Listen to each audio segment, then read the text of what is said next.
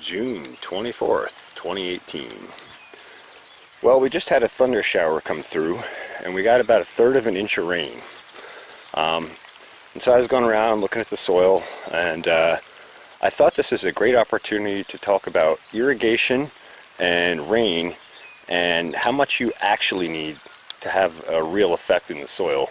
I suppose I should preface this by saying that really the best method for watering is where you do a deep, heavy watering and then let the soil dry back out. I don't mean completely dry out, but dry back out enough to aerate, basically, and then another heavy watering. And what you'd really like to see is kind of a sine wave where you're watering heavily and then it dries out, and you're watering heavily and then it dries out. Okay, so that's the basic concept for good watering. There's a bunch of reasons why we do that. You want to saturate the plants and the soil well with water, and when you do that, it pushes all of the old air out of the soil, and then when that water drains out of the soil, all those porous holes draw fresh air in. So that brings a new supply of oxygen and CO2 to the soil microbes. It opens the soil up a little bit for worms, it moistens things, and it does a whole bunch of other little tiny pieces that all add up to help the plant soil system.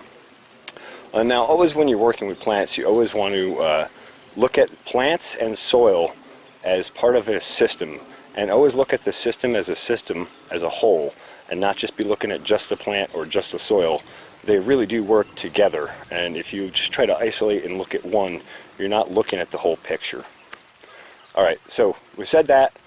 This is mainly about irrigation and watering.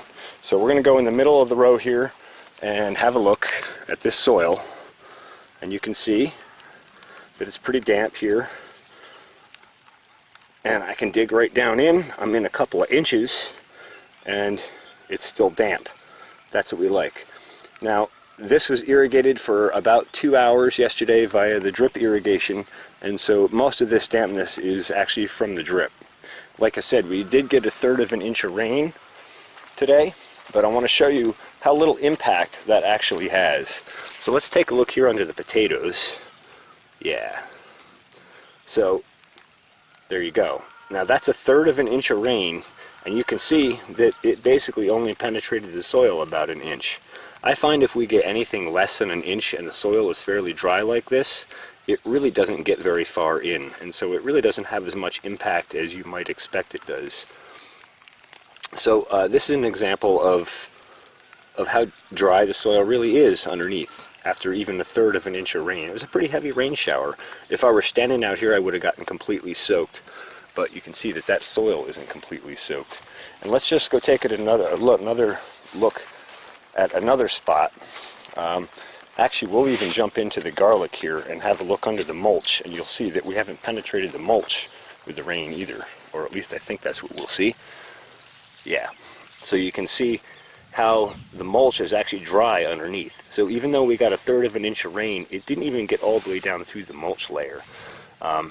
And so it's a good thing we have mulch on here, because that's keeping the soil moisture in there for us. But that's another good example. And then we'll go take a look at the other potatoes quick. And actually, we'll just pause a moment and take a look under here at the grass mulch. And you can see that that also didn't get any rain moisture in. That moisture that's there is moisture that we retained from irrigation and from the soil itself.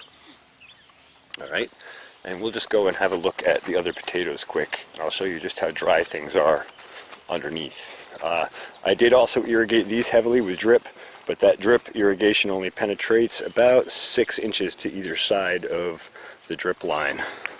So once again, you can see there's a dry layer just underneath the surface there. And obviously it's a little bit damper because I did drip irrigate, and if I dig down deeper into this, you'll see that there's good moisture down in there. You can see the soil kind of clumps when you press it together, and then when you shake it, it falls apart. That's a nice moisture level. So that's just an example of how much work you really have to do if you're going to irrigate, especially if you're going to use overhead irrigation. I've had friends and neighbors that you know, they would go out to irrigate their garden, they'd put the sprinkler on for half an hour in the middle of a hot, dry summer, and they thought they had it covered, and then their plants continued to dry up and not show signs of having enough water. And I said, well, how long did you put it out there for? And they said, oh, half an hour. And so I showed them this whole concept, and it changed their whole irrigation method and tactics, and they started irrigating for an hour and a half or two to get that penetration that you need to get down into the soil with moisture. I hope this helps someone in their farm or garden, and I hope that you'll subscribe to the YouTube channel, and thanks for watching. Thanks for watching the Farmacy Seeds Network. Hope we'll see you in the next video.